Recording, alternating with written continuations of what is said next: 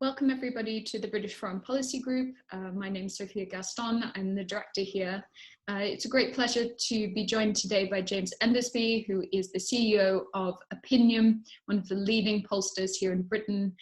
Certainly anybody who's been following public opinion during the election and throughout the Brexit maelstrom would be familiar with Opinium's work, which has been really spot on during this crisis. James and I have worked together on a number of different projects, and Opinium is always asking some really interesting questions and kind of looking beneath just that real horse race of politics, just starting to understand more of what's happening at a social level as well. And that's what we are here to talk about today, because we are in the middle of an unprecedented situation. There have been huge changes to our economic and political and social landscape. And I think from the perspective of someone who works with public opinion quite a lot, it's really difficult to know what kind of changes are taking place and how we can interpret and understand these on the other side of this all. So, for example, if one were to have conducted a big survey just before the pandemic, how do you know where things are going to be on the other side? So we're going to talk a little bit today about some of the changes taking place in public opinion and how resilient some of those might be as we transition out of this first phase of the pandemic. So James, welcome. Thank you. Thanks very much. It's great to be on your podcast. Obviously, full credit to my team, of course, for doing all that great research, especially my political team. Predicting the last election was a bit of a thrill, I have to say. And they're hard at work now, as you say, doing loads and loads of research and insight in these very, very strange times, hopefully helping businesses and brands and policymakers. Fantastic. So let's just kick things off by asking, I mean, I know that you obviously have your kind of omnibuses where you're kind of always tracking public opinion about different political leaders and parties, but you also track a whole host of other kind of social issues, views on the economy, views on sort of various ways of life in Britain and also the world. Where are you seeing some of the shifts in public opinion during this pandemic? Yeah, so I mean, it is wide ranging, absolutely. The work we do, focusing on sort of public opinion for in the political sphere, it's actually been relatively stable. Everyone is very much aware of the serious situation that we're in as a country, aware of the challenges that face the government. But overall highly supportive of the government's current attempts to manage the crisis to the best of its ability. So really party politics in terms of political polling has pretty much paused for the pandemic at the moment anyway. The government and other governments around the world are experiencing a kind of rally around the flag effect, where expressing approval for their efforts becomes a way for ordinary voters to feel that they're supporting the national effort. So we're seeing, quite a lot of stability around the government in terms of support. So public approval before actually the lockdown was quite tentative before that was announced, as we were the only major country not doing that. But that leapt from 44% to 65% approval of how the government was handling the crisis. So these measures and the government's work are certainly having quite a lot of public support at the moment. And what about some other areas, sort of more socially outside of the political sphere? I think, are people thinking about even things like their attitudes towards the economy or how they're viewing each other and their sorts of behavior? Where are we starting to see some movement? I think, in terms of perhaps shifting slightly back towards sort of government and policy, etc. I think people have always thought that they, if they worked hard and paid their taxes, they'd be looked after. And suddenly this crisis hits overnight. People who've done everything they're supposed to do in life, and now people are really struggling. However, the government has obviously brought in measures that perhaps some of the temporary measures that they've brought in to protect workers will end up lasting beyond the crisis. So I still feel, and from our data, that a lot of those attitudes around social and economic, etc., are still in flux. They're still sort of shifting. It's just happened so quickly. So to say that anything's going to last in terms of those measures, um, uh, it's hard to say at this point. I mean, obviously we've seen enormous support, and they're always at the top anyway. But even more so for the National Health Service, which has been fantastic. We're seeing a lot of people. So we're doing a lot of work around mental health, of course, and we're seeing sort of mixed views of this working from home and isolation as well in people's houses. So some people certainly when we do work amongst research amongst workers, office workers specifically, there's a bit of a mixed bag there. Sort of almost half feel that it's absolutely fantastic and great for their well-being, etc. But there's a huge group there that are struggling and really finding it pretty tough in that space. So whether we'll see lasting changes and shifts there, of course, in working patterns as well. A lot of people are now able to work from home. So let's see how that works out. All the technologies all come together and supporting companies really well. After the crisis, where we come out, perhaps a lot of businesses will have more of a flexible approach to that. I suppose shifts in I suppose the stockpiling was quite crazy at some point. Perhaps in the future we'll realize we don't need so much crap in our houses. Perhaps, yeah. And you mentioned this rallying around the flag effect. Are you able to put the kind of figures that we're seeing of support for the government in context? I mean, how emphatic is that? Are these numbers that we just have never seen before, or are they actually relatively consistent? Because Johnson is still at the beginning of his premiership. How different are they to where we would expect them to be at this kind of phase? Yeah, that's a great question. So in almost a decade of our political polling, we haven't seen consistent approval of the government at this scale for this extended period of time, especially as we've spoken a lot together over the last few years, of almost sort of 50-50 division caused by Brexit. So to have this level of trust in the government to get us through is definitely very different. Our recent political polling with the Observer, who we partner with for our political polling, this past weekend, 51% of voters would vote Conservative. So over half of voters are siding with the Tories, with the government at the moment in terms of voting for them. That was a slight drop actually from the week before. Labour has a new leader. Perhaps there's a bit of a rally around Starmer. Yeah. And I think in terms of those approval ratings for what the government's doing as well, it just goes back to what I was saying around how, and actually what we have also seen is quite interesting is once our respondents in our survey sort of give their support for the national effort by saying they approve of what the government's doing, then actually you see them starting to be a little bit more judgmental around some of the other things, in terms of the effort, the protective gear and stuff like that. They're clearly back to normal, quite critical about the effort, as you might imagine. I think they sort of feel that they've done their bit for the national effort, rallied around the flag. But let's get real. We're all voters, and we do like to have a go, as we should.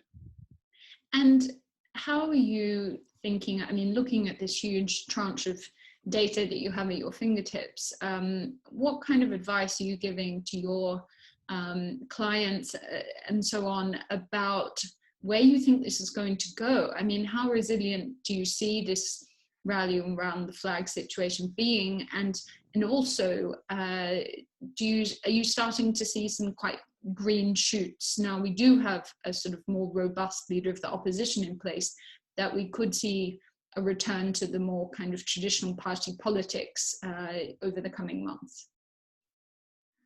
I think we're in that place where. So just firstly, I think we're in a place where there is an absolute huge crisis going on out there. I think we will see support for the country, for the government, the representatives of the people, and until we're potentially out of this crisis.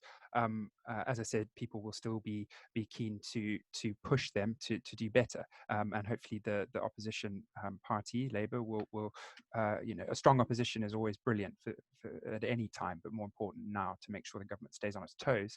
In terms of advising our clients, so we have such a different range of clients. So coming out of the political spectrum just for a bit, a lot of the work we're doing with clients is how do businesses, and I guess it moves into politics. How does anyone communicate to citizens, to consumers at a time like this? And so we've been asking consumers how they would like to be communicated with as we go, and we're tracking that, and we are seeing some shifts and changes. Some of our biggest messages coming out of our research early on, sort of week 2 of we were all put into isolation, was a lot of brands were standing up and sort of sitting down immediately and going very, very quiet, quite nervous, as you might imagine, to say anything. But slowly, and from our research, we're seeing that actually consumers want to hear from brands. They want, quite quickly, we got quite bored of being at home, and we yearned for normality. So consumers do want to hear from businesses, and so that's what we're advising them. But it's not what you say, it's how you say it. Some brands and businesses can say different things. Some need to strike a more serious tone. Some of those that are so far removed from everything that's going on, like the entertainment industry, they can strike a more playful pose. So I think in moments like this, we're on a treadmill, and it's going at I haven't been to the gym in ages because of this lockdown, but is it 16 that you can hardly run on? That's me anyway. We're going that quickly, so we're tracking that almost weekly to help businesses and our clients. So the ground just keeps shifting. We've never moved from sort of the economy was pumping to boom, fall off a cliff. So we're certainly tracking that. In a more practical sense, I mean, how do policymakers or businesses also on sort of wade through this landscape of public opinion at the moment? As you say, it's changing so rapidly. How do you know what's a signal and what's a noise? How do you know what is going to be robust? Are there any sorts of really fundamental changes, do you think, to the national psyche that's being forged over this period? Or do you think that there will be some kind of return back to where we were before? I think I was chatting to a colleague the other day about this, and there are mixed views. So some people take the whole, we're all quite comfortable, aren't we? We yearn for comfort, and we loved our old lives, and we're also quite selfish. Let's be honest, human beings are. So, after this, perhaps a group certainly think that we'll return to normal life a lot quicker. We'll take our holidays ASAP, get in the skies again, and expect fast delivery times again. So that I think a lot of people are saying that that will happen. Then equally, a lot of people are saying that will have lasting effect. It is almost impossible, I think, anyway, to tell what we will keep and what we will lose. I think certainly softening of opinion towards certain areas. Uh, you've seen the Conservatives essentially take the Labour playbook in terms of all of the measures they've done and they had to do to shore up the economy and protect all citizens at this time. How many of those measures will be expected in the future now that we know we can do them? And then again, also on the environmental front, I've seen lots of people talking about, well, if we can move this quickly, as we should have, why aren't we doing anything like that towards supporting the environment, which arguably could be an even bigger crisis in the future.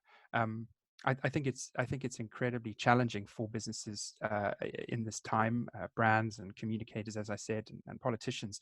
I think they just have to have their fingers on the tip of information as it comes out. And these days, we can turn around research in 24 hours. We're about to launch a 24-hour consumer survey, results back the next day. That's the kind of demand that we're experiencing. Our clients want to know what's going to happen right now, so they can make decisions tomorrow or right now if they could. So I guess, where's all this insight coming from? It's coming from the research industry. I'm very biased, of course it is, coming from us. And we're responding too. So I think businesses and brands during this time that stay on the pulse and navigate through. I don't think we're at a new normal yet. We're at a temporary phase. This is a temporary normal. It's shifting. It's crazy. Time will tell what will happen, of course, and we'll be there tracking that all the way, trying to make sense of it, and then trying to work out what stays and what goes as we hopefully soon come out of all of this. And just to return back to politics, something we've talked a lot about over the past 5 or so years has been obviously this kind of populist moment, this injection of populist rhetoric, anti-establishment campaigning into our political systems. A lot of that is sort of symbiotic with the decline of trust in institutions and so on. I've seen in various polls a kind of particular decline actually during this crisis in trust in media. I'm wondering where you think the landscape on trust is at the moment during the pandemic and where it might go on the other side, because you're seeing even governments who themselves had been, I suppose, kind of championing these populist messages against their own institutions, now turning back and standing by those institutions and saying, "These deserve your trust." So what kind of role do you think that might play in shaping public opinion? Yeah, I just think it's fantastic that experts are back in fashion. It's absolutely wonderful, as they should be in fashion, without showing my stripes too much. But I think, it is a big worry if you look back at the sources of populism, as far as in summary anyway. The last crash 10 years ago, was it? Created huge discontent. We had an economic crash. People lost their jobs. More and more people became marginalized, and you saw that movement towards the pole, towards the far left and the far right. So we've now come through Brexit, perhaps you could say, as a result, without getting too controversial. What's next in terms of that? A lot of people were hoping we might, move towards the center, I guess, and have more, sort of a centrist view between the parties, etc. Will this be a perfect and fertile sort of ground for more populism? Again, it's very hard to tell at the moment, because what we are seeing is huge support for the government. Purposely use the word government there, not a political party. And so at the moment we've got that rally cry, but that's not going to last forever. You're absolutely right. Yeah. Well, thank you very much, James. We'll leave it there. I think, this evolving landscape with public opinion and understanding how we make sense of it and work out what is going to be resilient on the other side. This can be something that's continuing to be an issue for policymakers, as well as, of course, for businesses and brands and so on, as we move through this first phase of the pandemic and into whatever comes next. So for now, just thanking you very much, James, and for all of the work that you've been doing with Opinium. Brilliant. Thanks for having me on. Thank you. Keep well.